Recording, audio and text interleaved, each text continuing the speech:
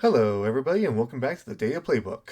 So, as I've done previously, I'm going to just kind of quickly go over the data, point out some of the most important parts, and if there's anything else, you can pause and look at it in more detail. I will have all the statistics up if you need to go look at them in detail for whatever purposes you need to, but that will be on your time and your ability to do that. So, without delay, I'm going to go into the last game for Sunday, which is Atlanta at San Francisco. Going into our last game, you have Atlanta at San Francisco, where San Francisco is favored on the money line with a spread of 1.5 and a total line of 47.5. Looking into some of our rankings, you have Atlanta as the number one rushing team in the league, and you have San Francisco as the number one passing team in the league. Now, Atlanta allows the second fewest passing yards in the league, so that will be an interesting matchup to see if San Francisco can throw on Atlanta or if they're going to stop that.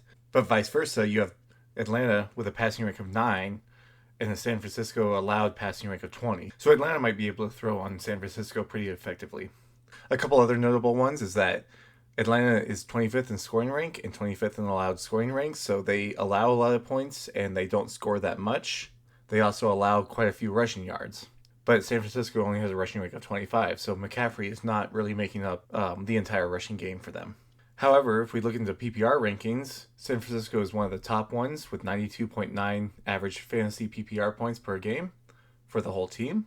And Atlanta has kind of a 12 across the board, averaging just 82.4 fantasy PPR points per game.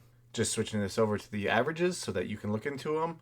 If you want to look through and dissect any of that, you do have San Francisco with an impressive 306 average passing yards per game. That's why they're number one. But I'll let you guys go through all this information on your own.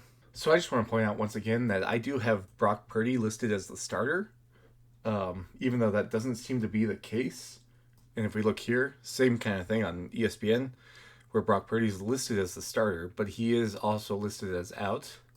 If we look at the injuries, it does say that he's officially out. So it's weird that they keep him as a starter, even though he's actually out. So with that said, though, I'm going to look into Mac Jones instead of Brock Purdy. So here's your quarterback matchup with Michael Penix and Mac Jones. You have 3 interceptions from Penix this season and 7 sacks suffered. 3 interceptions from Mac Jones and 11 sacks suffered.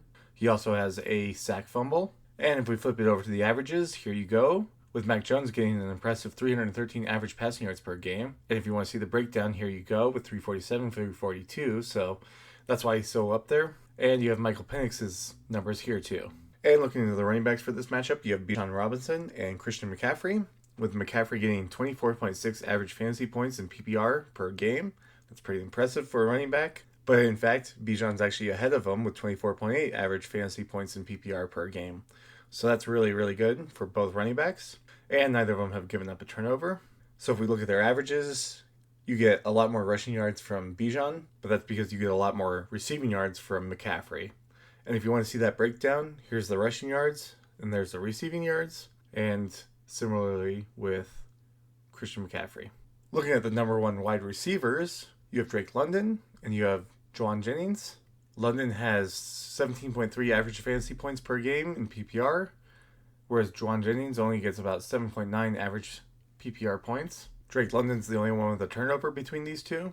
And if we break them down, here's your averages and the average receiving yards or weekly receiving yards here if you want to look through that. With Juwan Jennings, you get 12.8% of the receiving share, but Drake London gets a massive 41.5% receiving share of the team. Looking at the second receivers here, you have Darnell Mooney and Kendrick Bourne because Ricky Pearsall is out. So he becomes your number 2 receiver. Mooney averages almost 5 fantasy points per game in PPR, while Bourne averages 12 fantasy points in PPR. Much better for what I'd want to see on my team over a Darnell Mooney. But then if I switch over to these averages, there you go. And of course, again, the breakdown of week by week. Pretty impressive that Bourne has had back-to-back weeks with 142 receiving yards in each week. Just something to note.